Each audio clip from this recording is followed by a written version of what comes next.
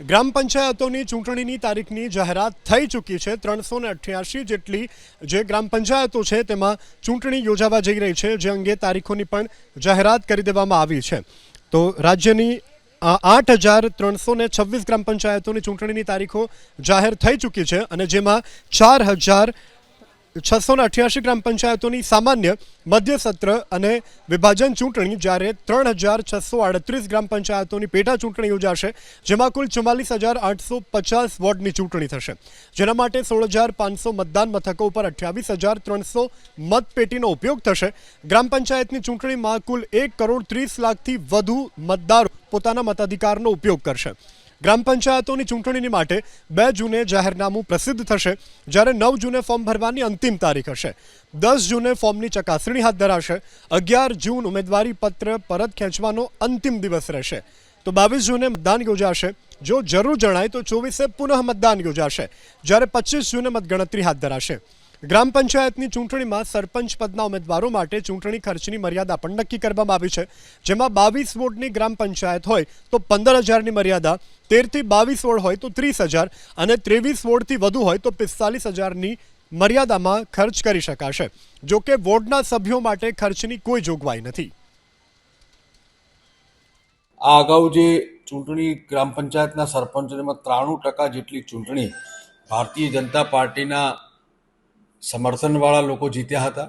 Party symbol ઉપર નથી લડતી, પરંતુ પાર્ટીના કાર્યકર્તાઓ એ હંમેશા ચૂંટણી માટે તત્પર રહેતા હોય છે અને ગ્રામ્યથી લઈ અને સંસદ સુધી ભારતીય જનતા પાર્ટીની વિચારધારા સાથેનો વિકાસ, રાષ્ટ્રનો વિકાસ થાય એ માટે સતત પ્રયત્નશીલ એવા માન્ય નરેન્દ્રભાઈ મોદી સાહેબના નેતૃત્વમાં, માન્ય ભૂપેન્દ્રભાઈના નેતૃત્વમાં આ બધી જ ચૂંટણીઓ યોજાવાની છે। તો આ ચૂંટણીની અંદર તમામ રીતે ભાઈચારાની ભાવના રહે, કોઈ એવા કેફી પદાર્થોનું જે ધૂમ છૂટ આપવામાં આવે છે કે વેચાણો કરવામાં આવે છે, એ તમામ ચૂંટણી લડતા અપેક્ષા રાખીએ કે આ ગાંધીના ગુજરાતમાં એક ડેમોક્રેસી, લોકશાહી આપણને જે બંધારણીય હકો મળેલા છે એ પ્રમાણે ચૂંટણીનું આયોજન થાય ને એ પ્રમાણે ચૂંટણીઓ લડાય। જે જીતે એ ગામનો વિકાસ કરે, પણ ગામની અંદર ને સમગ્ર રાજ્યની અંદર એ કાયદો અને વ્યવસ્થા જળવાઈ રહે ને ભાઈચારાની ભાવના ટકી રહે એવી અપેક્ષા મીડિયાના માધ્યમથી સમગ્ર વહીવટીતંત્ર, ચૂંટણી લડતા ઉમેદવારો, તમામ પક્ષો અને એમના ટેકેદારો પાસે રાખું છું।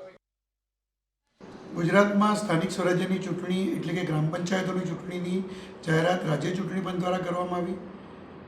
કોંગ્રેસે મોડી ચૂંટણી બાબતે ઘણા બધા સવાલો ઉઠાવ્યા, પરંતુ મારે એટલું સ્પષ્ટ કહેવું છે કે ઝવેરી પંચનો જે અહેવાલ ઓબીસી અનામત માટેનો હતો, એ ઓબીસી અનામત એ દાખલ કરવી જરૂરી હતી, જેની વિધિ ઘણી લાંબી હતી, કારણ કે વોર્ડ સહ ઓબીસી અનામત દાખલ કરવાની હતી। દરેક વોર્ડની અંદર કેટલી સંખ્યા ઓબીસીની, કેટલી સંખ્યા એસસી એસટીની, કેટલી સંખ્યા આદિવાસીની, આ તમામ ગણતરી કર્યા બાદ એ અનામત દાખલ થતી હોય છે। અને કોંગ્રેસને મારે એ જણાવવાનું કે જો એ પ્રક્રિયા વહેલી પતે, ક્યારે પતે કે જ્યારે જ્ઞાતિગત વસ્તી ગણતરી અથવા તો જાતિગત વસ્તી ગણતરી થયેલી હોય તો।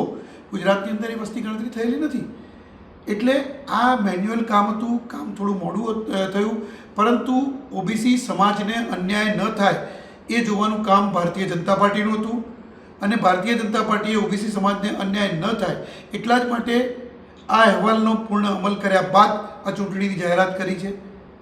અને જો વહેલી ચૂંટણી કરી દીધી હોત તો આ જ કોંગ્રેસ એવા આક્ષેપ લગાવત કે ઓબીસી સમાજને અન્યાય કરવા માટે વહેલી ચૂંટણી કરી દીધી અને ઝવેરી પંચ દાખલ ન કર્યો। એટલે કોંગ્રેસની બે મોઢાની વાતો પ્રજા સમજી ગઈ છે। એટલે મહેરબાની કરીને કોંગ્રેસના નેતાઓને મારે એવું કહેવાનું કે બે મોઢાની વાતો ન કરો, જે હોય સ્પષ્ટ બોલો।